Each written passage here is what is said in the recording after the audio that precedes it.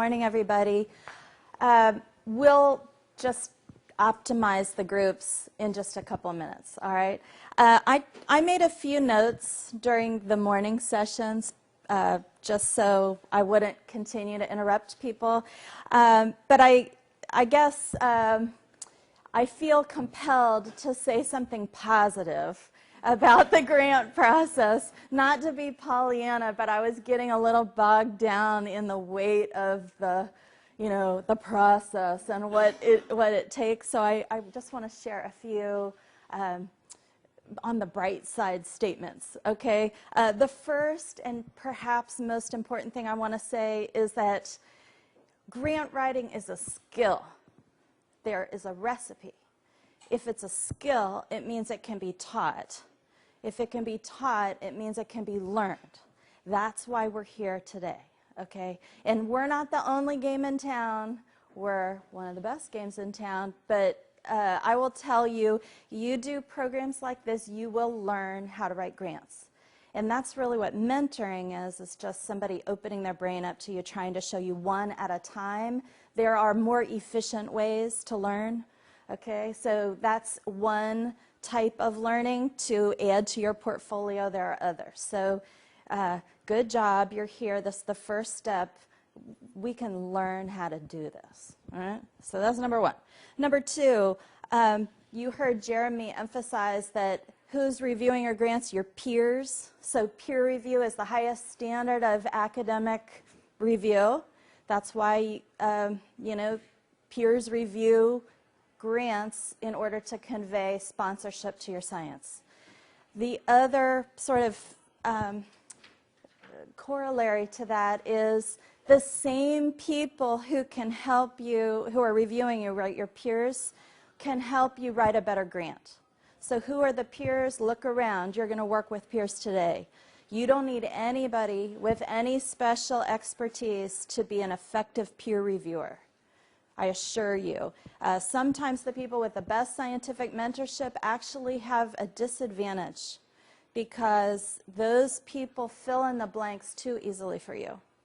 And that is not what a study section looks like. A review panel is generally quite multidisciplinary. Or even if it happens to be all emergency care, you're not going to get people who know your field. So your goal, right? Yeah, we could say never. We could say never. Right? The people that reviewed the siren grants, they were mostly neurologists and cardiologists. Yes. That's what it was. Yes. So you all, at your fingertips, every age and stage is somebody who can read your document and tell you if it says what you think it says. Okay. Something else positive. You can build, I have a whole list. You do need a track record, right? Grants are given by highly conservative bodies, right? They're trying not to wreck it for everybody else, right? They're giving away money, so they tend to be conservative. The way you get started is to go to more open groups. So the first place to start is your own institution. Many of our institutions have research scholar programs. Hospitals have foundations. They give pilot awards or scholar awards. You can go to professional organizations. AGA, ADA, AHA, they all have these acronyms based on the subject matter. Don't worry if you're emergency physician, you want to do cardiovascular outcomes, go to AHA. That's okay. You're allowed to apply. And definitely philanthropic organizations like EMF. This is a wonderful place to get started, and P.S., they do fund global research occasionally. Okay? Foundations are very willing to give somebody a shot. So you can work up to NIH. All right, there's a lot of openness in other sources. And then I guess my last positive, just to reinforce, that we are in a world of high specialization, in a world of team science. It's hard to measure team science because data are attached to principal investigator. So that's why you see a lot of those charts. It's PI, PI, everybody's talking about the PI.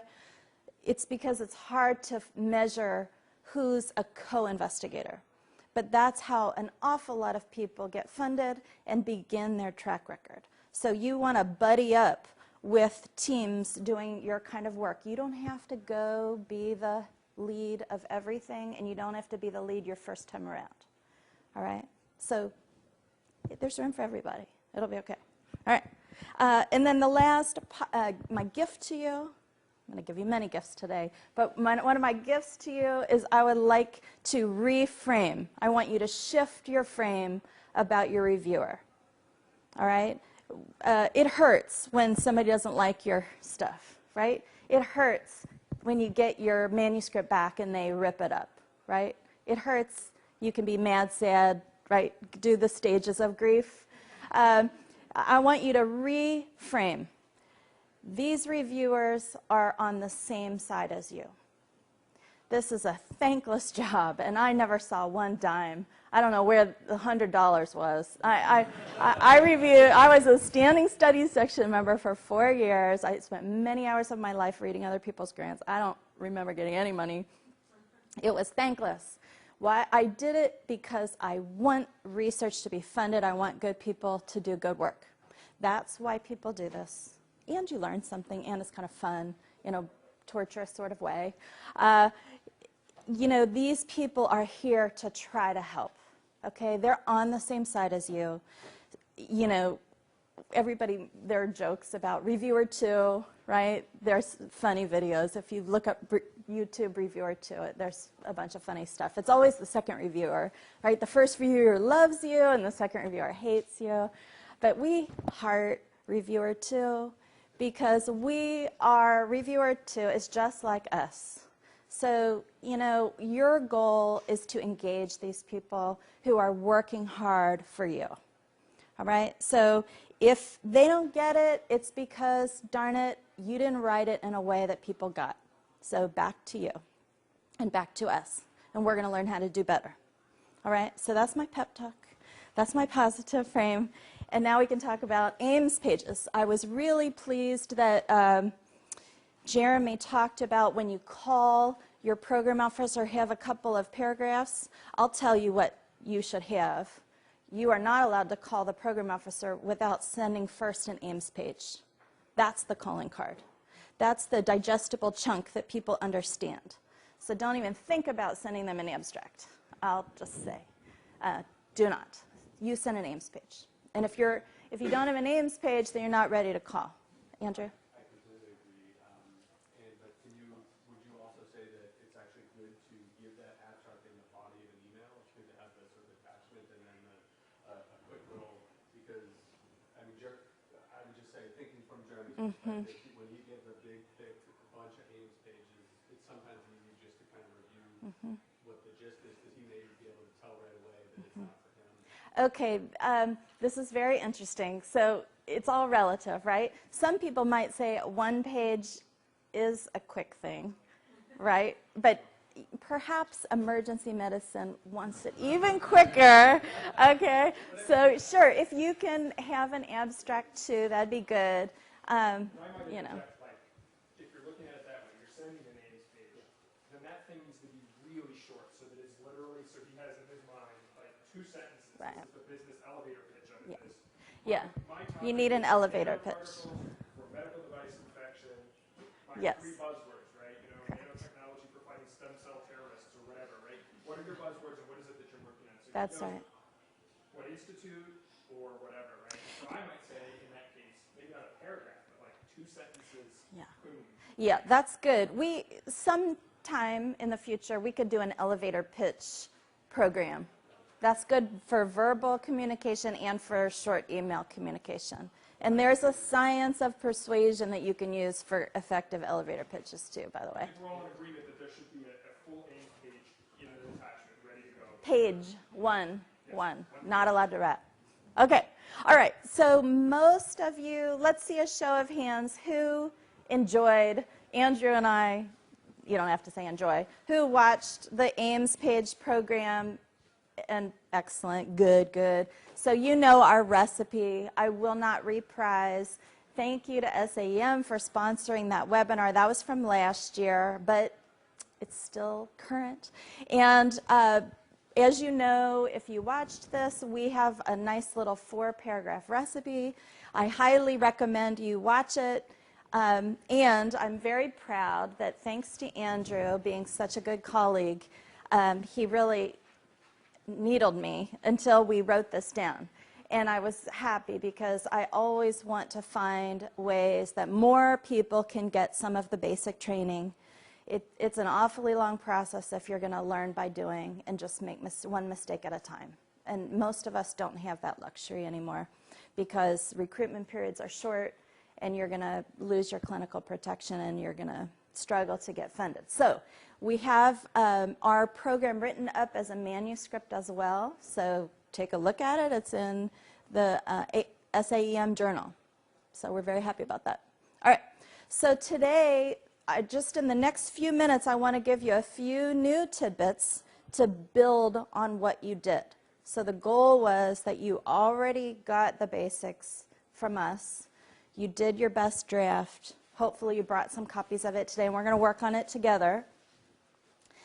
Now what we're going to do, I would consider that necessary but not sufficient training. So you have to have the basics. You have to have the key elements because a huge part of being an effective writer and getting well reviewed is that you're meeting your readers' expectations. So there is a recipe. Reviewers sort of expect to see it in some order, kind of like how things work. And it starts to agitate reviewers when they go along and they're waiting for something to appear that hasn't appeared. That's true on AIMS pages. That's true in power sections. That's true in letters of support. Every element, it's true in bio sketches. So I will say every section has some standard, and generally speaking, people are watching for what should come next. So that's what this structure gave you. Now, what I do want to talk about today is flair. And what I'm going to emphasize while we're together this morning is the storyness of your science. All right?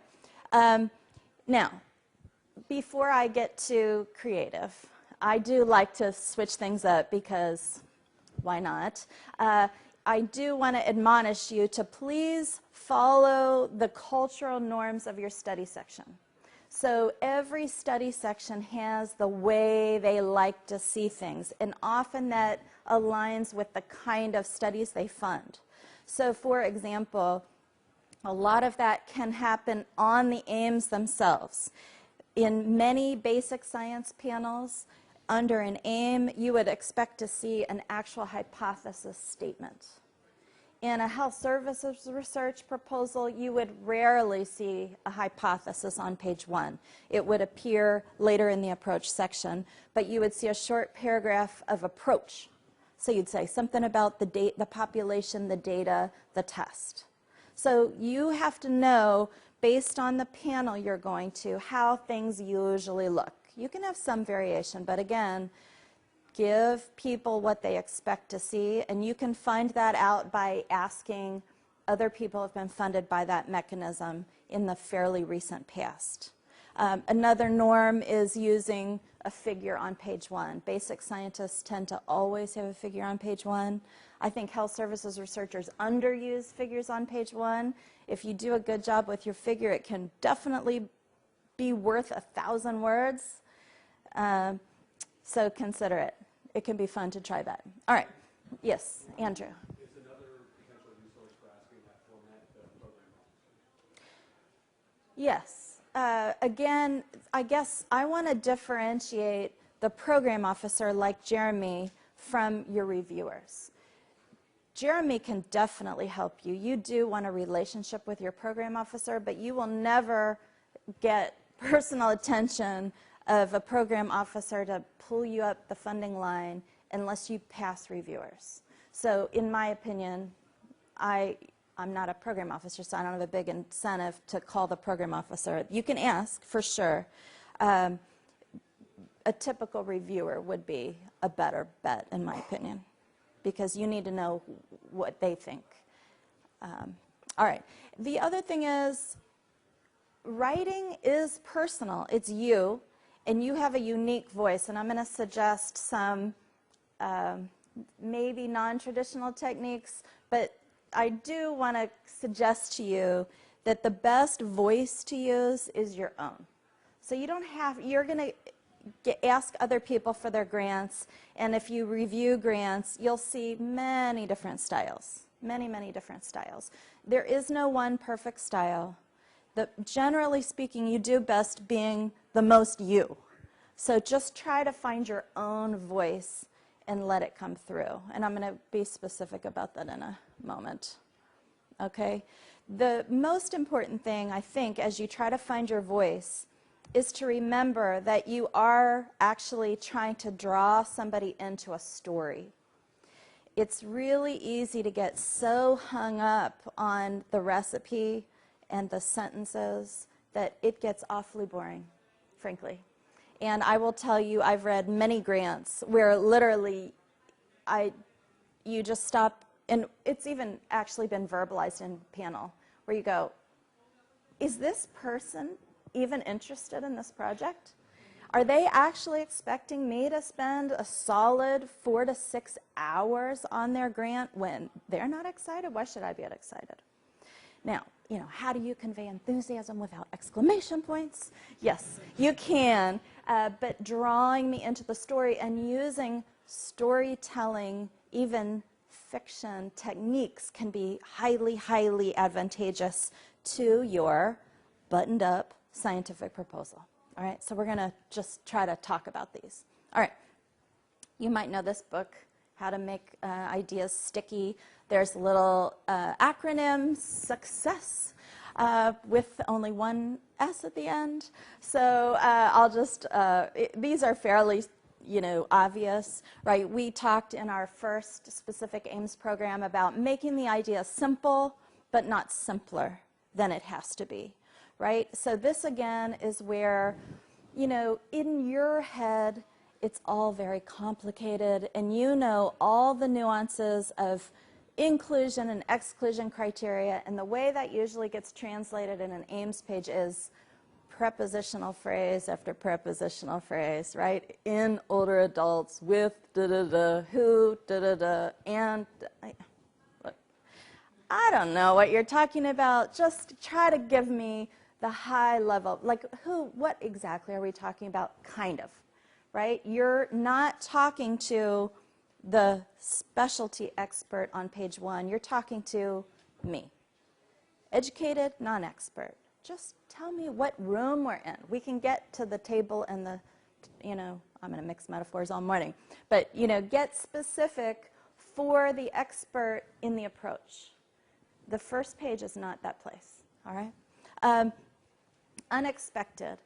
This, we're going to talk about this. This is a key feature for many stories and a lot of great fiction. There's something unknown, right? That is what we're doing, right? We're trying to answer something that's unknown. So either, it can be an or an and, it's novel, new, innovative, or there's just a gap. It might not be innovative, but it's unknown, and there's a reason why we would want to fill in that gap. So that's like the simple thing. It's ideal if you, I don't know how you do science if you're not doing a gap. Even if you're replicating a study, presumably you'd be filling a gap. Concrete, I would say researchers tend to fall in 2 categories. Either you're quite good at the meta story, the high level of abstraction, and you struggle to bring in the details in a way that doesn't lose people, or you live in the details and you struggle to bring people into the abstract story, the meta story. So you know who you are. I think we all know which sort of is our normal, usually that's your way of talking to. So if people, you can tell what kind of communicator you are. by asking somebody to tell you about the movie they just saw. This is fun. You can do this at networking events. So you can try to figure out what kind of communicator somebody is. You say, tell me about the last movie you saw.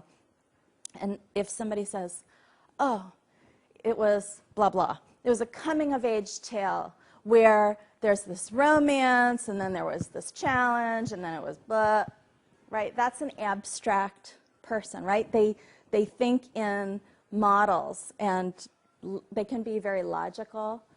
If you say, well, it was in the 50s, and there were these 4 boys, and they played stickball, and then there was this dog, and you're just like, holy jeepers. You know, all the details of the story, that's a more empirical communicator. So if you talk like that, you know one is going to work towards the abstract, and one's going to have to work towards the details. Okay, credible. This is one of the, it seems simple and like, no duh. I would say it's a beginner's mistake, one of the easiest beginner's mistake. So credibility comes in 2 ways for grant writers, that's us. One is you, and we're going to talk about biosketches later.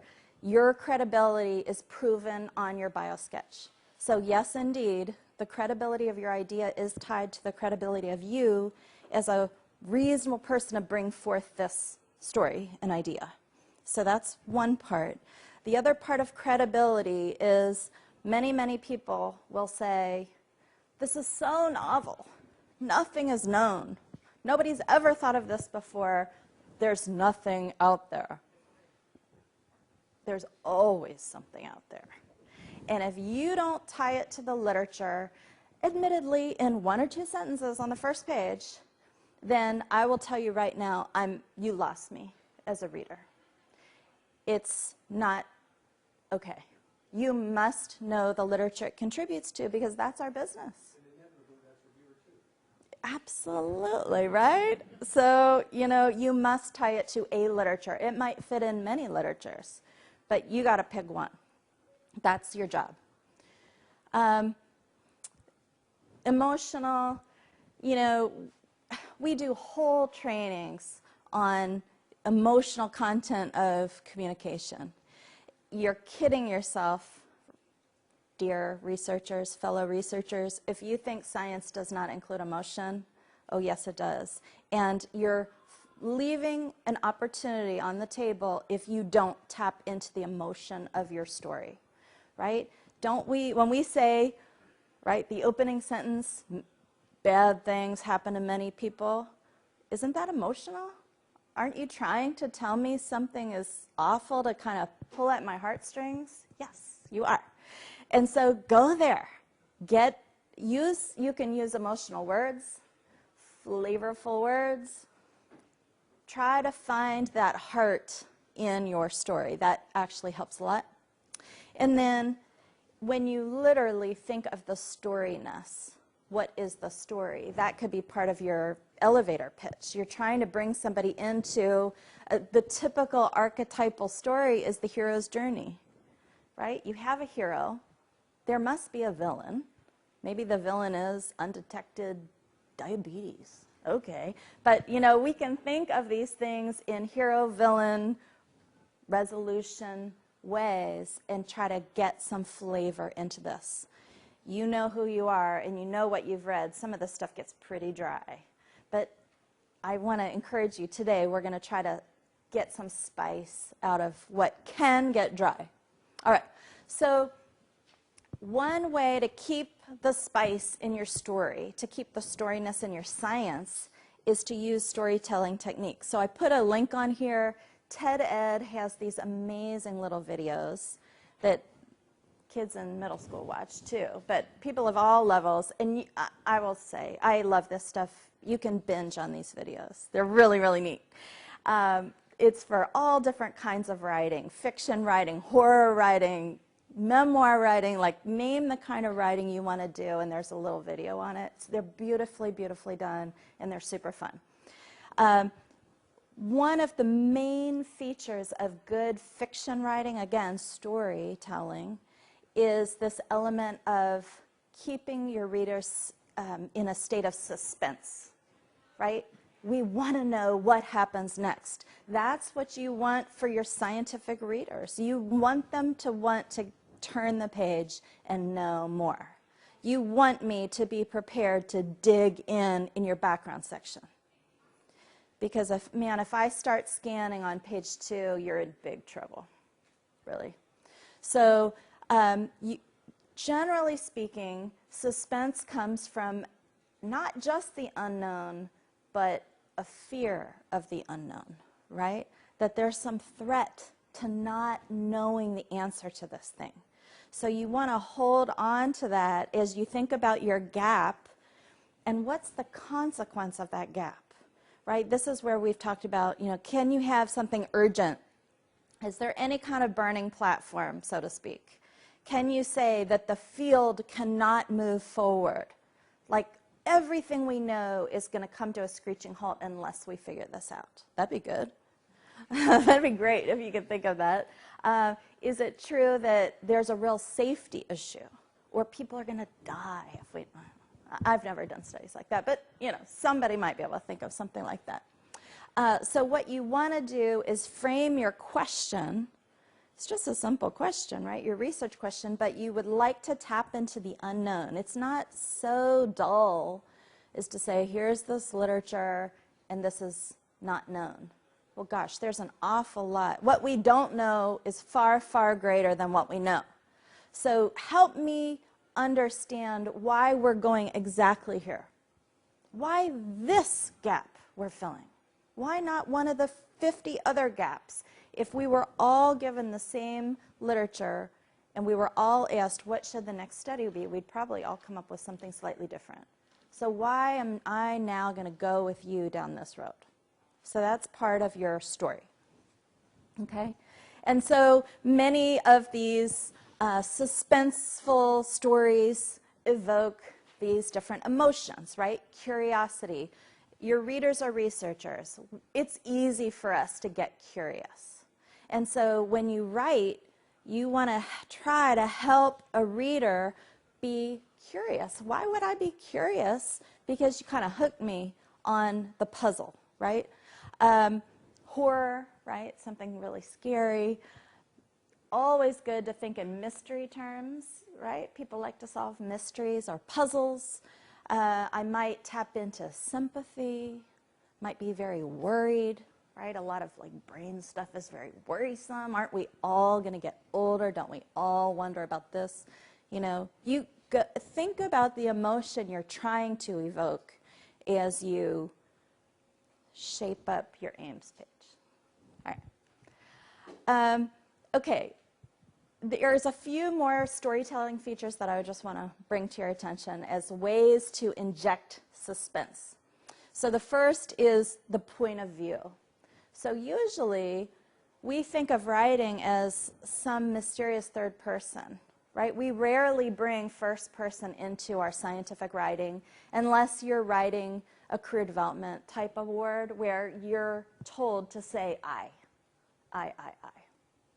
It's very weird when you see some of those proposals written as Dr. Monte, he. Once in a while, the mechanism will require you to, even in the abstract, write about yourself in third person. It's very weird. Some people will dodge first person singular, I. If I'm not comfortable writing about my career development team, they'll say we. We decided that we're going to study this patient population, and we. Reviewers often do not like that. You can talk about we, your team, but often if you're writing career development, they want to connect to you. They want to hear I. When you get even into the scientific portion, you can take on different perspectives. So one way to do this is write a little blurb. It can still be written in third person, but you can say, from a patient perspective, this might be how it looks or feels or whatever, right? So you can actually invoke a patient perspective while you're talking about your science of some clinical something. It's not in every proposal, shall we say, but it can be highly, highly effective. You can definitely invoke the perspective of a provider. So you might be doing something about EHR, and you want to talk about, decision support.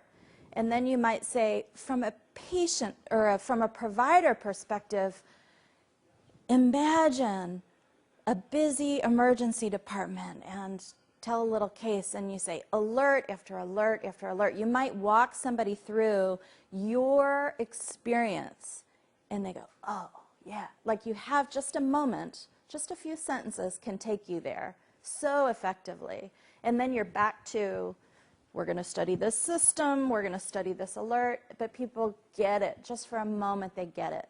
So switching points of view can be highly powerful and effective. Imagery is a good one. I put this book cover up here, Enviromedics. It's a newly published book by one of our colleagues at the University of Colorado, Jay Lemry, and his mentor, Paul Auerbach, who is very famous, I suppose. This quote is the first line of page 1. Doctor, stat to room 1. I went to a book reading that Jay did at a local bookstore, and he read these patient cases that lead each chapter. I highly recommend, you can go on Amazon, and it says look in this book, and you'll see the first few pages. Just check it out. There are some beautifully written, very short little case studies, cases that lead the scientific evidence that come about global climate change and health. They are really, really well done. And he's got imagery galore, right? It's like not just say blood red, sirens blaring, right? These are techniques you can hear, right? You can see, you can feel what's happening. So you can use these in your AIMS pages because it's a really shorthand way to get an emotion going. All right, related to that is pacing. So I will say, many beginning writers use long sentences, right? And too many conditional phrases in older patients with cancer who come into the emergency department, who are on this drug, who are new patients. And so you got to cut.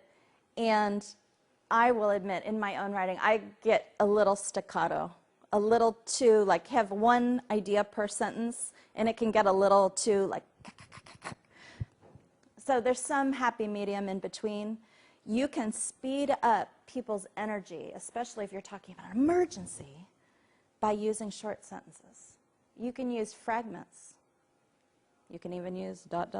right? You can slow people down, and you can speed them up with the length of your sentences, and even with non-words, which is to say a figure or white space.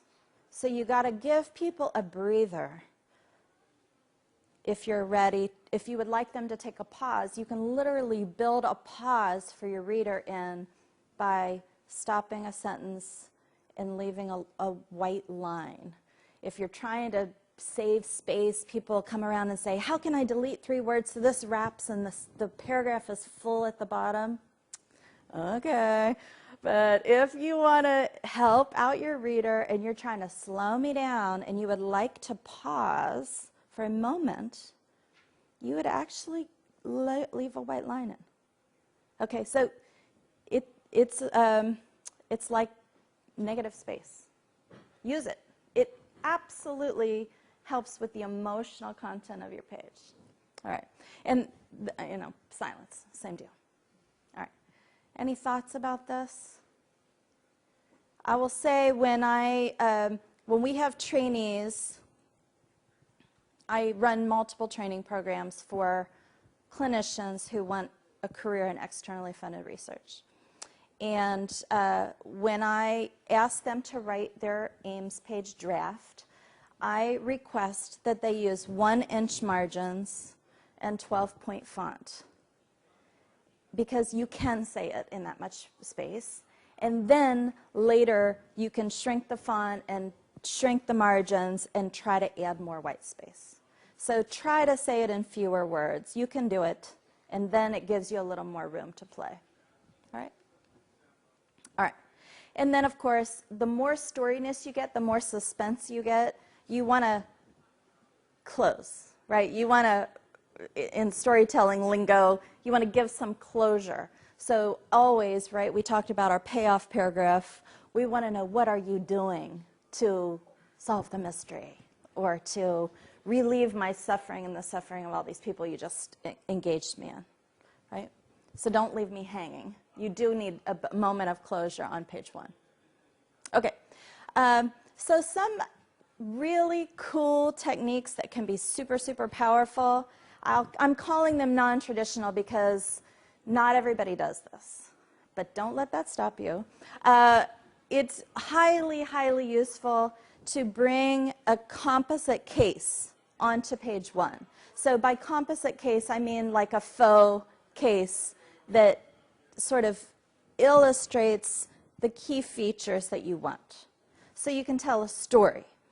So,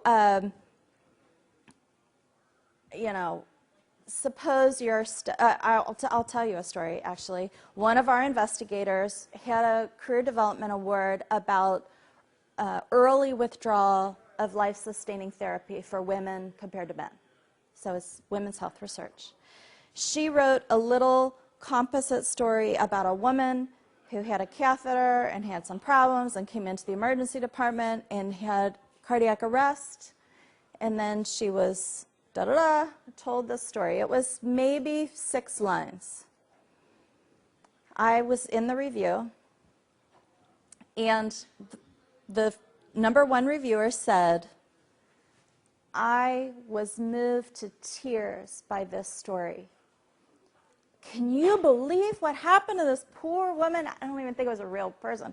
But can you believe what happened to this real person? I decided that even if there were some mistakes in that grant, this is so important, I'm going to let those go. Yeah. And the reviewer, too, said, yeah, me too. She was the #1 grant scored, and she got funded. And I was trying to write it down because she's one of our mentees. And I said, yeah, this is how you do this. This is how, and these are, the 2 reviewers she had were like the toughest scientific reviewers you could ever hope for. And these 2 literally, I wish I could give you verbatim, but that's pretty close. That's exactly what they said in a real review. So yes, it does work. It's also highly useful if you have something unusual or not believable or whatever. It's making it real. It can be a case. Again, we talked about it could be from a patient voice. You can change the point of view, whatever works. And by this I mean you can consider a form of narration. So I remember really vividly when my kids were younger and I was trying to get them to read, and we'd take turns reading stories out loud at bedtime. And one of the stories we were reading was The Tale of Despereaux. Does anybody know this story?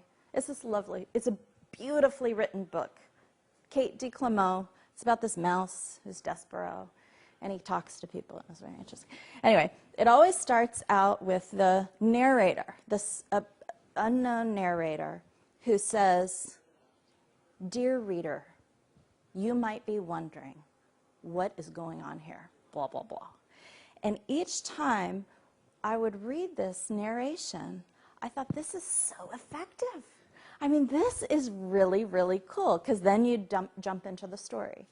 And so speaking as narrator, you, the grant writer, can interject yourself, especially when there's something that you think your reader's not going to buy. So I will tell you, early in my career, I was really into merging data sets from different health serving systems, child serving systems. I did child and family mental health. And you needed to get data from the health system, the mental health system, the child welfare system, juvenile justice system. And we did it. we merged these records. But nobody believed that we could do it. And so it took me multiple tries to even though I'm showing pilot data. Indeed, there it is. No. People had decided that it couldn't be done.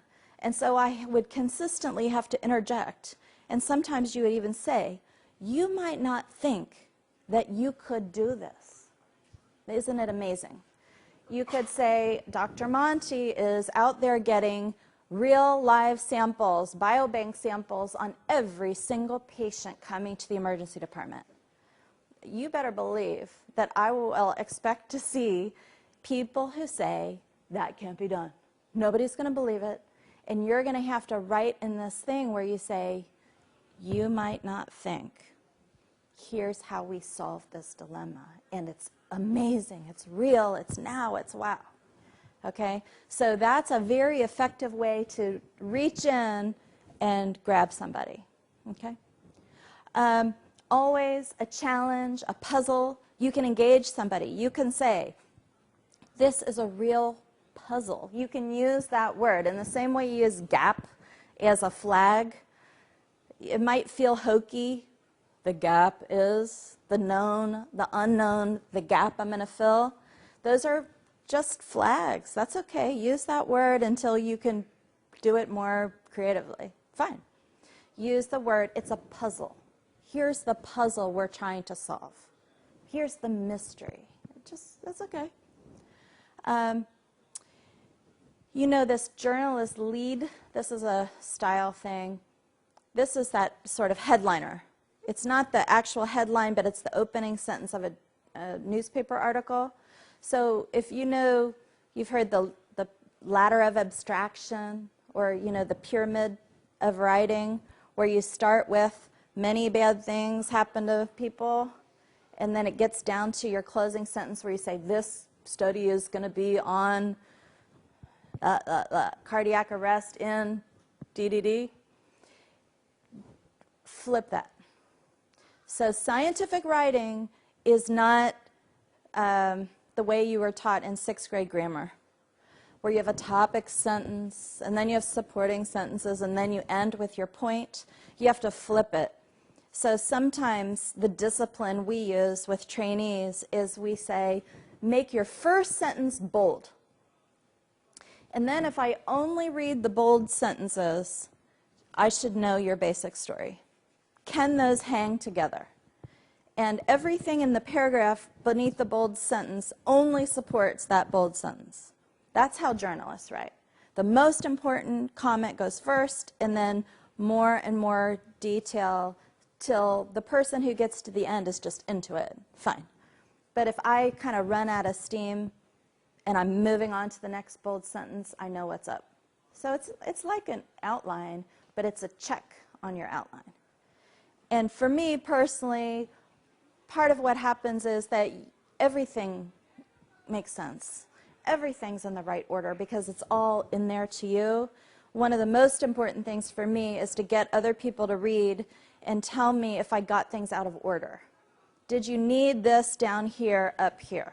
That's my biggest writing challenge, personally. So try to go specific support, specific support. And then when you go to submit it, you can take out the bold if you want. Some people leave it. Okay? And then finally, imitate styles you like. This is a huge part of the learning that you get when you read other people's grants. You see all different kinds of styles. It's the same reason that you become a better writer if you read a lot, just generically. At one point, I had a new mentee from out of state who was very lonely. And I said, oh, you know, do you have any hobbies? You know, what do you want? And she said, well, I like to read. I said, oh, okay. Do you want me to start a book club for you? I was a new mentor. I shouldn't have done that. But I had a book club going for a while for her. And one of the first books we agreed to read, I said, I'll do the book club only if we're reading classics. I'm not reading any bestseller junk. I'll read the stuff that maybe we read in high school. I can't remember. So our first book was For Whom the Bell Tolls, Ernest Hemingway. And I ordered a book on Amazon for like $1. and it came in this super tiny font, and I was cussing myself for having said I would do this. I thought, shoot, I'm going to have to read this book. You know, it's hard to see, and it's really thick, and I didn't remember it being so long. And within one chapter, I was hooked. I had to know what happened with Maria, and I was in it. And he is not a fast writer, right? He is his long sentence to be a very famous writer. So it's useful to read different authors, even if you wouldn't pick nonfiction all the time. Fiction's good, too, for the same purpose, all right? Just, you know, flattery is imitation. Okay. All right. Now, we're going to work on your aims. And we're going to work on the storyness of your aims pages and some of the drama, flair, and emotion that you're bringing to your aims page. All right. So what I would like you to do, we talked about this a little bit, there can still be shuffling. We need groups of 3 or 4. If it's more than that, I'd rather break into a different group. And within any group, we need at least 2 people who actually brought aims pages. So mostly, I think we had it worked out. There's no blame or shame for the people who didn't. Some people just didn't know or chose not to. That's okay. You're still going to work, and you're still going to learn by helping other people.